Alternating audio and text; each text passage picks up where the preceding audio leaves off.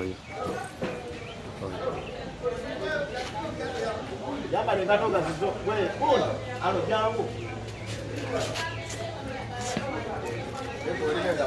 Hapana mimi. Walikeka. Soke mwinira. Mimi la kwanza. Yaro kwa leba siku. Hapana aita ni mbali. Jangu aita.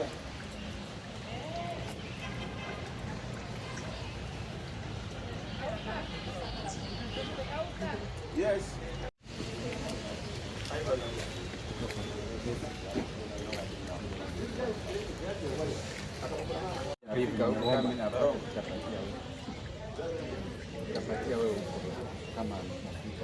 Kwani kufika huko tena kuona wewe itakuwa ngumu. Ni hapa.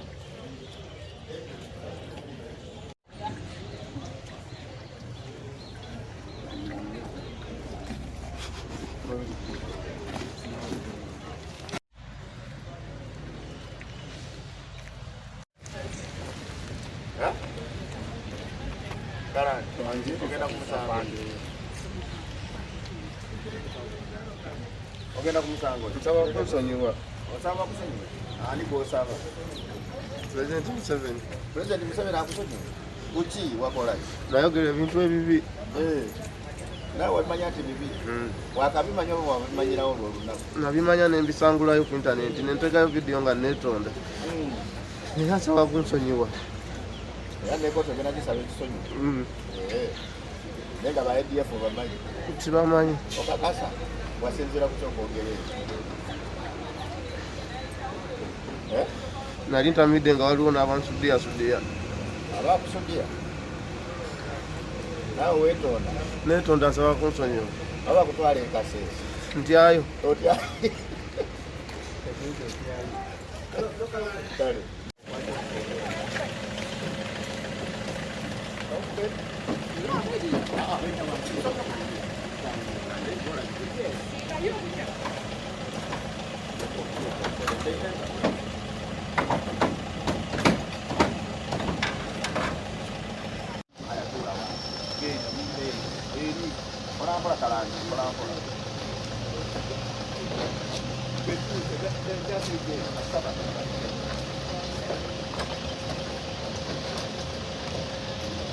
Por agora.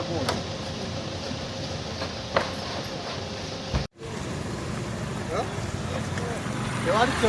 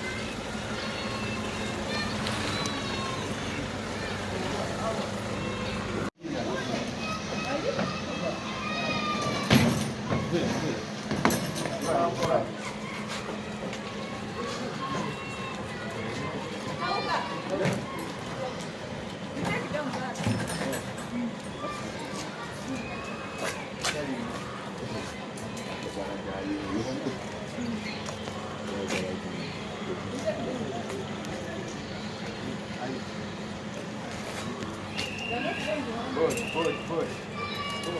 Right there. Now you. Right.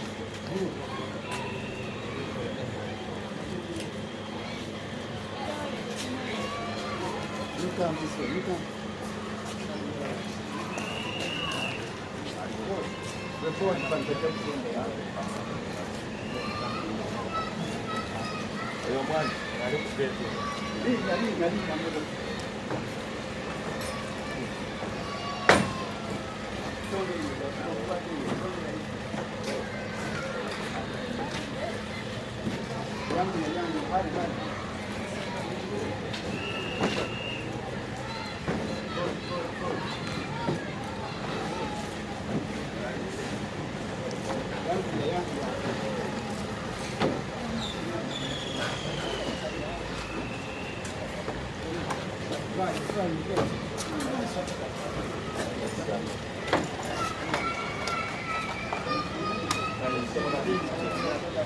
nabyogeza amabalala g'abavubuka nsaba kunsonyiwa sirina musango nsinga kunsingira ddala nsaba kunsonyiwa sirikiddamu siriddamu byogera sijja kubiddamu netondera iso netondera ebitongole byonna ebinoonyereza netondera amagye ga Uganda nsaba kunsonyiwa sijja kukiddamu embuzi nsaba kunsonyiwa nsaba kisonyiwa ebitongole byonna ebinoonyereza polisi magye byonna binsonyiwe Pulezidenti Museveni nsaba kunsonyiwa sizanga musakosa sagenderera vidiyo nagijjayo nenkola vidiyo endala ezeetonda naye ezeetonda tebaziraba vidiyo nali maze ogisangulayo ku akawunti yange nategedde nti negenda kundeetera ebizibu negisangulayo nentekayo vidiyo ezeetonda 2 naye bannayuganda tebaziraba nsaba kunsonyiwa era gye ziri ku peji yange yali nto eriko buyukwe 1 lasito buyukwe 1 malala gakwagala kufuna likes na views nsaba kisonyiwa nsaba bannayuganda bonna gye bali bansonyiwe abantu b'e Kasese bansonyiwe abazadde abafiirwa abaana bonna mbasaba kisonyiwa ebitongole bya security nabyo nasizangaku ku musango guno gwe mulundi gwange okusoze n'okuntwala ku poliisi n'okuntwala ku kooti nsaba kunsonyiwa nsaba bansonyiwe sirikiddamu sijja kuddamu kukola nsobi ng'eyo ne TikTok ngitya ne 2021 nga bampita Kalanzira Sito nali nangirira firimu BBS Terefayina musobola okunzijulira sibeerangako mutujju malala g'abavubuka nsaba kunsonyiwa BBS Terefayina musobola okunjulira nali mpaddeko ku TV yammwe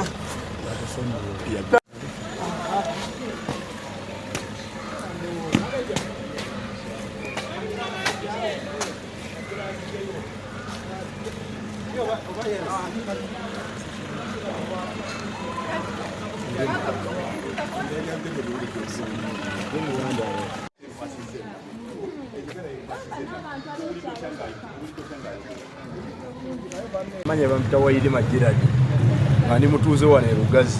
Omwana oyo muto talina musango, ebintu bye bikozesa malala aga social media. Twetondere eggwanga lyonna, tubasaba mutusonyiwe, musonyiwe famire yaffe. Omwana oyo naye bamute, tubasaba abeere ebweru, tali kiddamu. Mu famire yaffe tetubeeranga mukola muntu mutujju, yadde omusirikale tetumuyina mu famire yaffe. So tusaba busabi mutusonyiwe, tubeetondera mwenna mu ggwanga lyonna, bantu bonna abafiirwa abaana baabwe. Oyo mwana muto oba yali akozeseza biki, naye tusaba twetonda bwetonzi batusonyiwe, omwana bamutadde ebweru. Naye nze mbadde nsaba gavumenti ekozesa obuyinza n'okulumirirwa bayambe kitawo oyo omwana bambi bamute. Kituufu abazadde tuzaala naye nga tuzaala mibiri tetuzaala myoyo. Amalala balina mangi olw'ebintu ebiri bye bakozesa ebiragalalagala. Naye tubadde tusaba ab'e Kasese n'obwetowaze obw'amaanyi bambi batusaasire. Omwana oyo azaalibwa wano waffe wano Mayindo tabimanyi, bamusaasire bamusonyiwe. Ku lw'engeri gy'ayogedde mwana nga bamuleese wano mu Kooti alaga nti yali innocent. TikTok yamuleetera ebizibu, abavubuka beegendereza emitimbagano naye talina buzibu. Naye nze nsaba bonna bo bekikwatako bambi bo bamutunuuliremuuko olw'ekikola kyakola bamusaasire naye nga talina buzibu. Mwana bamusonyiwe bamuleke talina buzibu. Naye lwakuba nti munaye amasimu gano agaatujjirira bavubuka bagateekako amalala naye bamusonyiwe talina buzibu.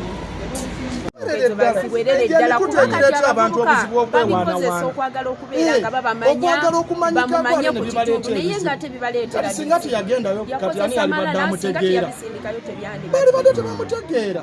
Naye ate waliwo abayambisa TikTok atugagga naye yabadde ayagala kukola bwatyo n'agendera ddala n'awaba kiraba. Tubadde tusaba gavumenti naye ebeereko byeraba. Abazadde bonna bali mu kukaaba n'ab'ekyalo abamumanyi oyo omwana ne Kasese tatuukanga naye okiraba. Just kwagala kugenda bamumanye kyekyaleese obuzibu. Yandikoze etya ku bya social media? maybe nze mbadde nsaba busabi social media ezo singa oba eziteekako oba teeka si buli muntu nti kuzikozesa kuba kati oyo yamuleetera ebizibu. Oyo munnaffe tuwangadde naye mu lugazi naye muleetedde ebizibu yagikozesa bubi. Nze emitimbagano egyo nze naalisabye gavumenti singa oba egiteekako etteeka naye si buli muntu nti kugikozesa. Abazifunirako sente bafunireko sente naye bino okuteekako bintu biralo lyeyambudde simanyi gundi akozewo ati eba liweredde ddala ku TikTok n'emitimbagano egyo. Oluvannyuma omwami ono Kalanzi Resto yalabikira ku mitimbagano nga yeeyita omu ku ba ADF eyalumba essomero lya Lubiriha Senior Secondary School esangibwa Kasese. Olunaku olwaleero atwalibwa mu kooti era atandike okuweerera n'emisango. Ogumu ku musango gino kwe